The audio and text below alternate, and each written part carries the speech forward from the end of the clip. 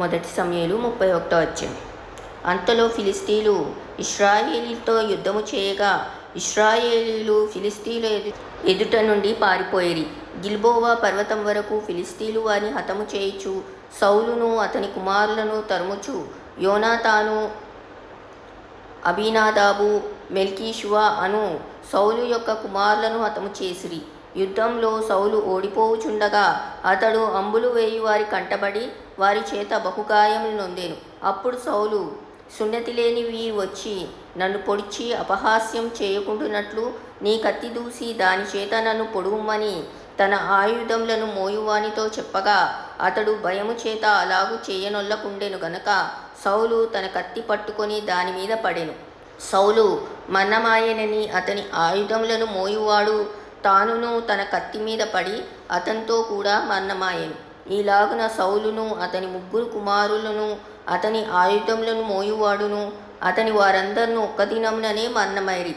లోయ అవతలనున్న ఇశ్రాయేలీయులను యోర్దాను అవతలనున్న వారును ఇశ్రాయేలీయులు పారిపోవుటయు సౌలును అతని కుమారులను చచ్చియుండుటయు చూచి తమ నివాస గ్రామములు విడిచిపెట్టి పారిపోయిరి. ఫిలిష్తీయులు వచ్చి వాటిలో కాపురముండిరి.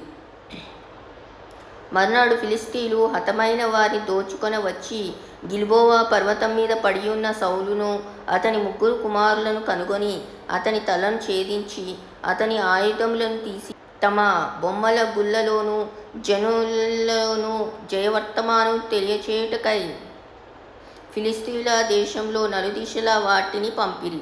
మరియు వారు అతని ఆయుధములను అస్తారోతు దేవి గుడిలో ఉంచి అతని మొండెమును బెత్షాను పట్టణపు గోడకు తగిలించిరి.